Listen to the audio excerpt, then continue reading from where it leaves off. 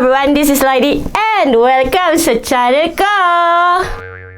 And syempre, kung bago ka pa lang sa channel ko, huwag mo kalimutan mag-subscribe at i-click mo na rin ang bell button sa baba para maging updated ka sa mga videos at tutorial na i-upload ko sa mga darating na araw. At bakit nga ba ako napablog bago pumasok sa trabaho? Kasi po, madami nagtatanong sa akin na EPS dito sa Korea, tumatawag sa office, nagme-message sa Facebook, kung papaano daw pa ang processing kung sila ay nagpaparelease or magpaparelease sa kanilang company. So, ganito po yan. Hindi po kayo basta pupunta sa labor at hindi rin po ang amo ninyo ang magbibigay sa inyo ng release paper. So, paano ba ang gagawin? Kung kayo po ng amo nyo ay nag-usap na ng maayos para sa inyong release, may kumpanya po na papipirmahin kayo ng resignation letter or sajikso sa Korean. Yun po yung katunayan na nagre-resign kayo. Pagkatapos nun, magpipila up po ang inyong amo ng, wait lang, nakalimutan ko yung tawag sa Korean. Ayan, i-check ko sa phone ko. Magpipila po sila ng 외국인 근로자 고용 변동 신고서. Ibig sabihin, kayo po ay nagre-resign na at kinakailangan nilang mag-report sa immigration at sa labor na kayo ay pinapayagan nila na lumipat sa kumpanya. Dalawa po ang kanilang pinipiliapan maliban doon sa 고용 변동 신고서. Meron pa po silang isang pinipiliapan. Yun po yung 사업장 변경 사유하긴서. Ibig sabihin, kung ano po ang reason bakit kayo nagpaparelease sa kanilang company.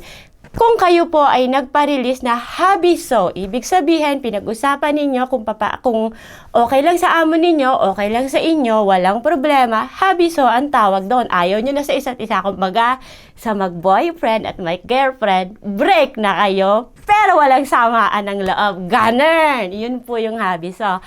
At, syempre, alam naman po lahat ng mga taga-EPS, na once na nagpa-release po kayo, wala na po kayong pagkakataon na ma-sincere. After ng 5 years contract ninyo, uuwi na po kayo sa inyong bansa or sa Pilipinas dahil Filipino po tayo. And then, kung sakali po na ang reason ng inyong pagpaparelease ay yung company ninyo ay nagsara, doon lang po kayo may dahilan na ma-censure or may iba pa pong reason para ma-censure kayo. Ilalagay ko sa baba kung ano-ano yung mga reason para ma-censure kayo kung kayo ay magpaparelease. Tapos, pagkatapos ng mag-fill up ng amo ninyo, ang dami kong segue para mas maliwanag sa inyo.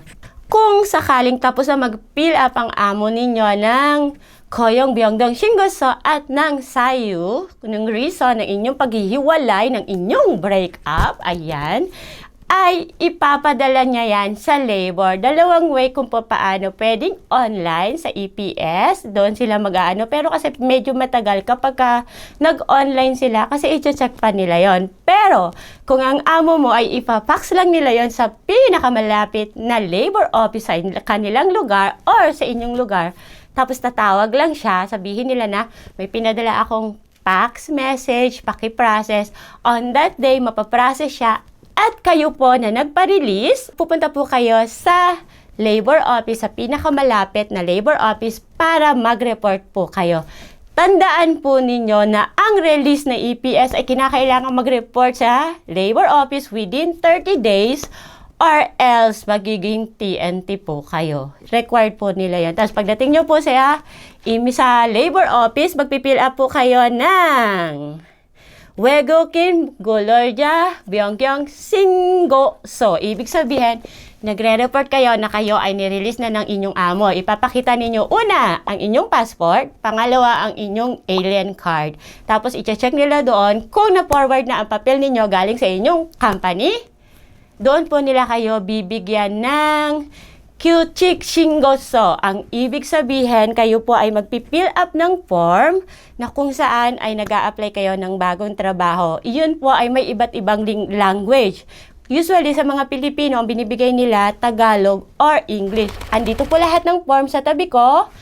tingnan nyo po, ipopost ko din. Katapos nyo, bibigyan nila kayo ng release paper. Doon po ninyo isusulat kung anong klase ng company ang gusto ninyong pasukan at kung saang lugar.